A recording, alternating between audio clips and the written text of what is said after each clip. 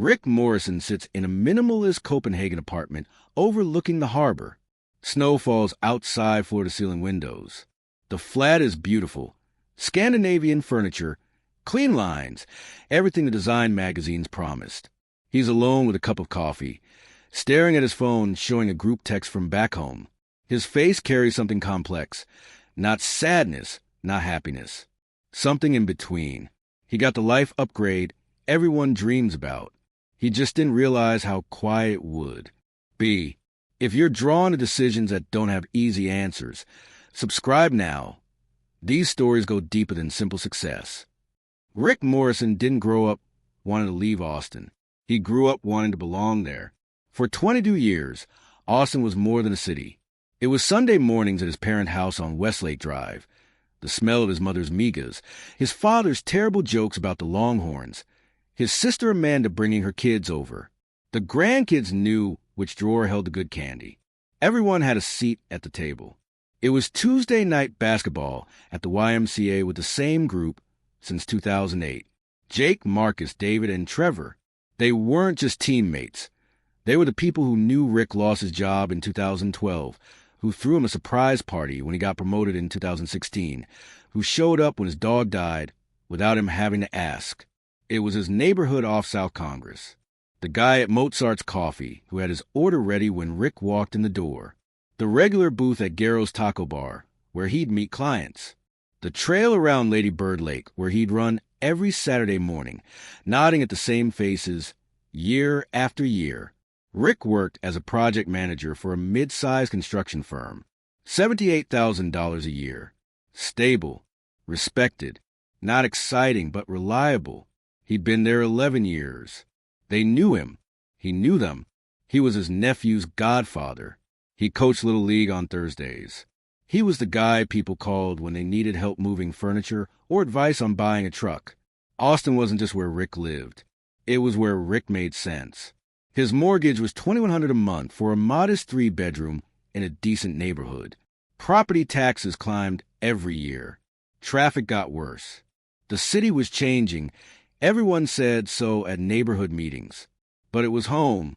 Every Thursday, he had dinner with his parents.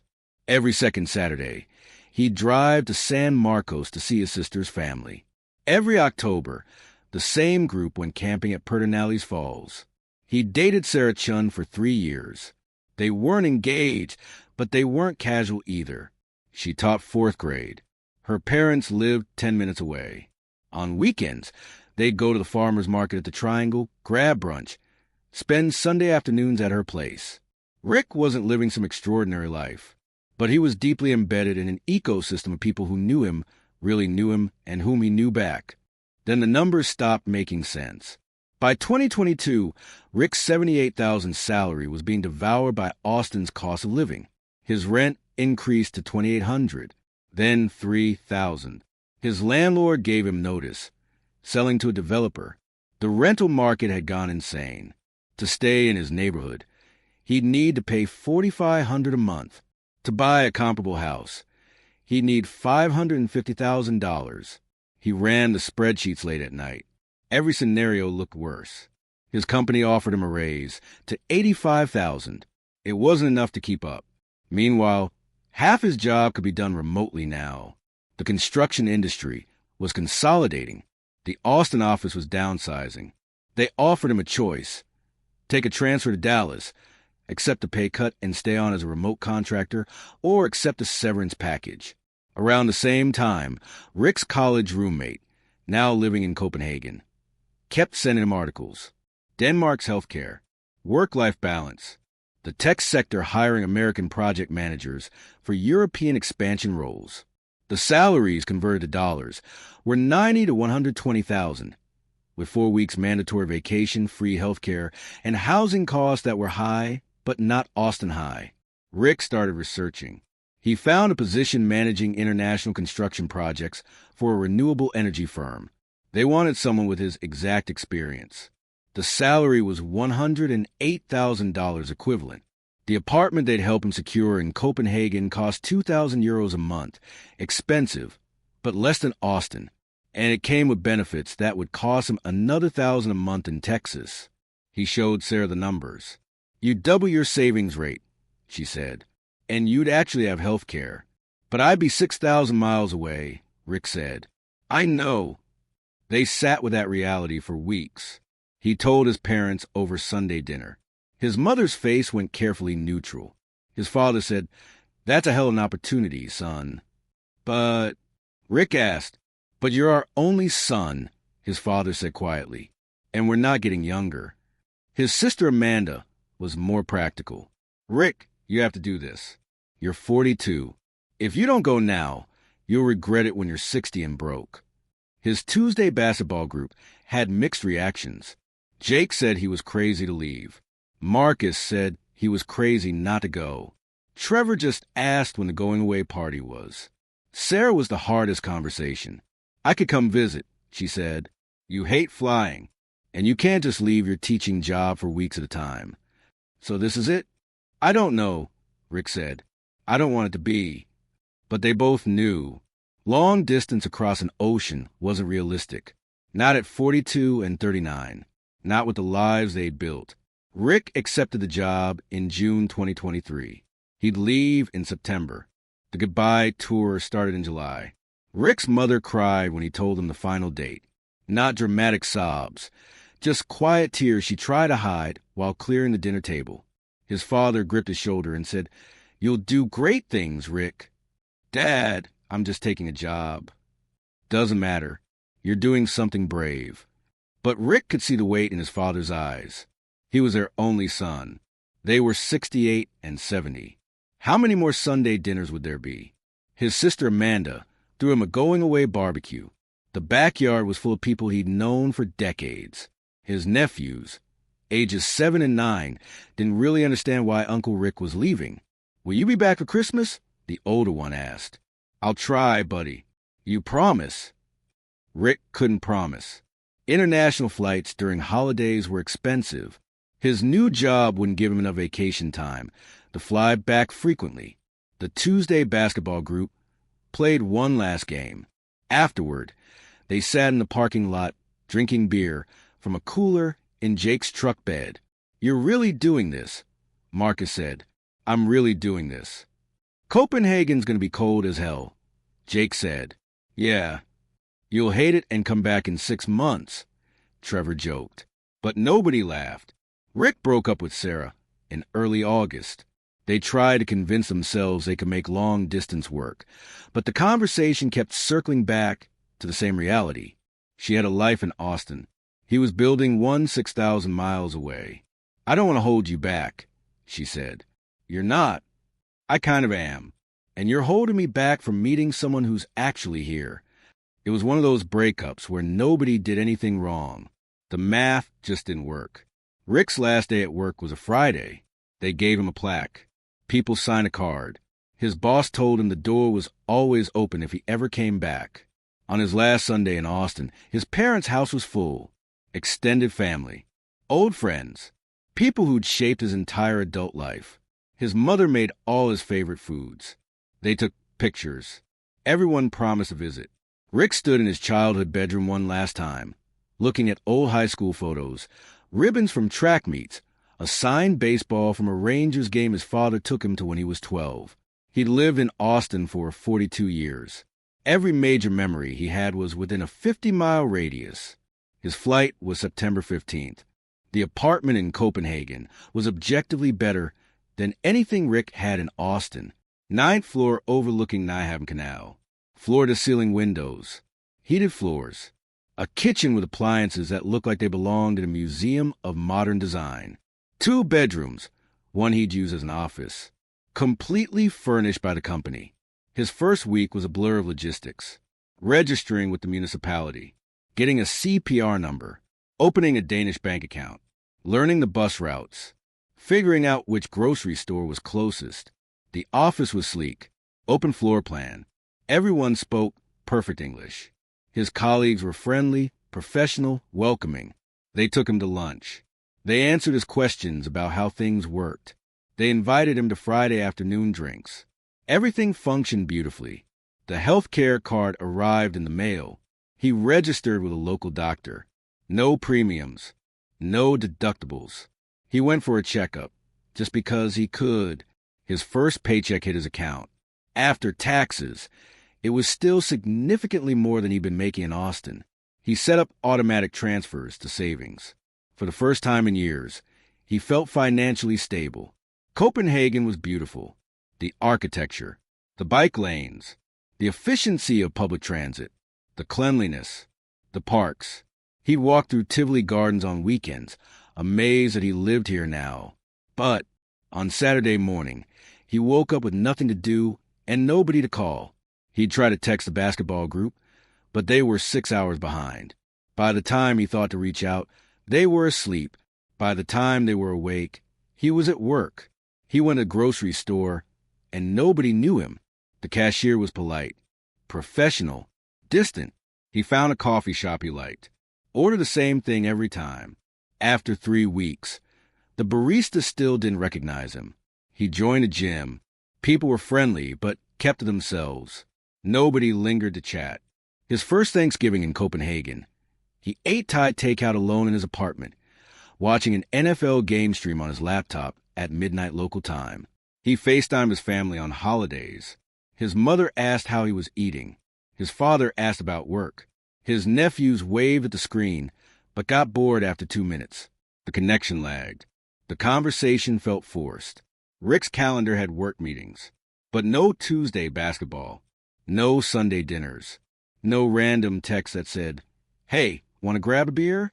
By month 6, Rick's career was thriving in ways it never had in Austin. He got promoted to senior project manager. His salary increased to $125,000. His supervisor told him he was exceeding expectations. They offered him lead roles on major renewable energy projects across Northern Europe. He traveled to Oslo, Stockholm, Berlin. He stayed in nice hotels. He presented at conferences. His LinkedIn profile looked impressive. People from his old Austin network would comment, "Living the dream." By month 12, Rick had saved more money than in the previous 5 years combined. His savings rate jumped from 7% to 32%. He opened an investment account. He paid off his remaining credit card debt. He bought a nice bike. He joined a hiking group through Internations, an expat social organization. The people were nice.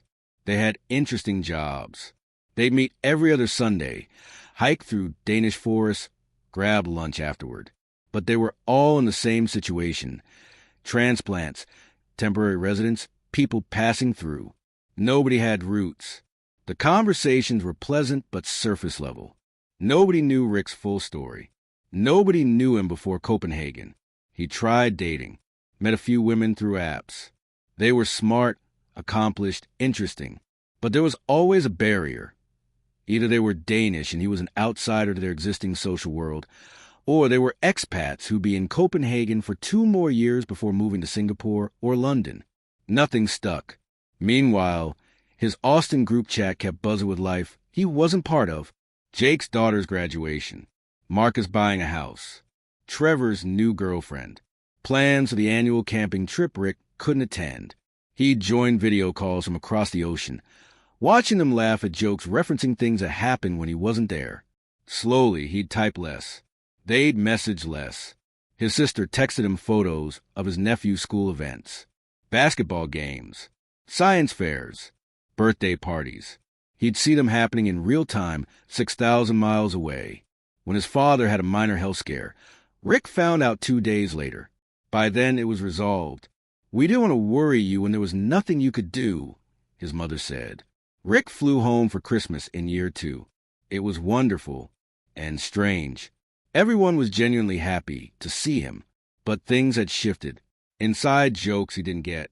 New traditions he hadn't been part of establishing. His old booth at Garrow's had different regulars now. Sarah had a new boyfriend. Trevor had moved to Houston. He was a visitor in his own life. Back in Copenhagen, he sat in his beautiful apartment and looked at his bank account. By every measurable metric, he'd won. Better salary, better benefits, better savings rate, better work-life balance, better apartment. He was objectively successful. He was also lonelier than he'd ever been. The 18-month mark hit Rick hard. It was his father's 70th birthday. Rick couldn't make it back. He was leading a critical project in Hamburg. He sent a thoughtful gift. He FaceTimed in during the party. Everyone waved, sang happy birthday on camera. It lasted 6 minutes. Then they all went back to being together, and Rick went back to being alone. He realized what he missed wasn't just people. It was being known.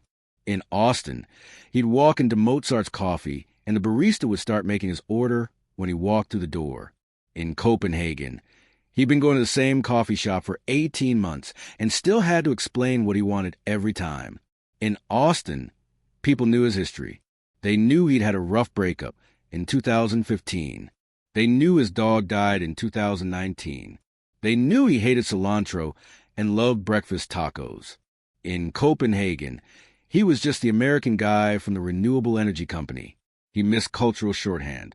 In Texas, he could make a reference to Willie Nelson or Friday Night Lights, and people got it. In Denmark, even when people spoke perfect English, the cultural references were different. Jokes landed differently. Conversations required more explanation. He missed being able to drive 30 minutes to see someone who'd known him for 20 years. The expat hiking group was pleasant, but after 2 years of every other Sunday hikes, he still didn't feel like he could call any of them in a crisis. They'd probably help, but it wouldn't be the same as calling Jake, who'd show up with beer and terrible advice without asking questions. Rick started therapy, something Copenhagen's healthcare made easy and affordable. The therapist was excellent, but even in therapy, he struggled to articulate what was wrong. "I'm successful," he'd say. "I'm healthy. I'm financially stable. But I feel disconnected," the therapist offered. "Yeah, like I'm living someone else's life really well, but it's not mine." He tried harder to integrate, took Danish language classes, joined a local sports club, volunteered, made genuine effort, and it helped, marginally. After 2 years, he had acquaintances, people he'd meet for coffee occasionally, colleagues he genuinely liked, a routine that felt comfortable. But he still didn't have the thing he'd left behind, a web of connection built over decades, people who'd seen him fail and succeed, people who knew his full story without him having to explain it. His Austin group chat had slowed to a trickle, not from conflict, just natural drift. They'd message him for his birthday. He'd message them for theirs. But the daily rhythm of being in each other's lives had faded. When he'd call his parents, they'd tell him about their lives. But he could hear them editing, not sharing the full texture of their days because it would just make the distance more obvious. His mother had a fall. Minor. She was fine. But Rick found out 3 days later, after she'd already seen the doctor and recovered. "I didn't want you to worry when there was nothing you could do," she said again. He wasn't worried. He was heartbroken that he wasn't there to worry in real time. Rick had made the objectively correct decision. He just hadn't understood that correct and satisfying weren't the same thing. 3 years into Copenhagen, Rick stopped waiting for it to feel like home. He accepted a different truth. This was a good life and a good place with good people. It just wasn't his life the way Austin had been. He was a senior project director now. $138,000 annually. He'd banked over $100,000 in savings. He'd traveled to 14 countries. He'd learned conversational Danish. He had a beautiful apartment, excellent health care, 5 weeks of vacation. He'd built a smaller circle in Copenhagen that felt genuine.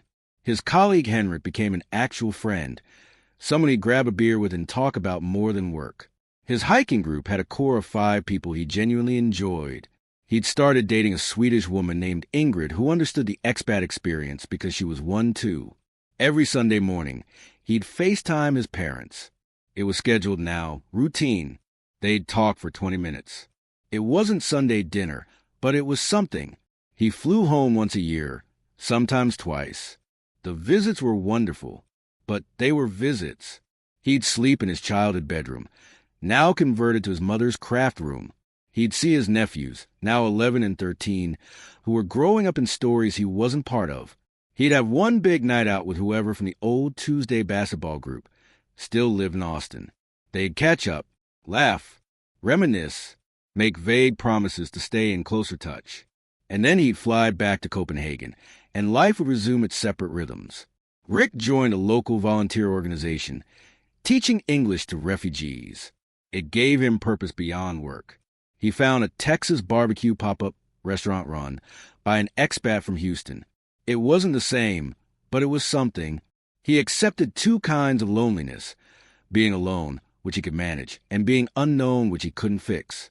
He learned to appreciate what Copenhagen offered without resenting what it didn't. The efficiency, the beauty, the safety, the healthcare, the work culture that actually respected boundaries, the financial security he'd never had in Austin. He stopped comparing every experience to how it would be back home, but he also stopped pretending it didn't matter. When people asked if he was happy, he'd say, "I'm content. I made a smart decision, but I miss being where people know me." Most people didn't understand the distinction. The decision was right. The career advanced. The finances improved. The life upgraded on every measurable metric. But something about being deeply known, about belonging to a place and people, about shared history that didn't need explanation, that stayed behind. Not regret, not failure, just the price that came with the trade. Some choices are right even when they don't feel like victories.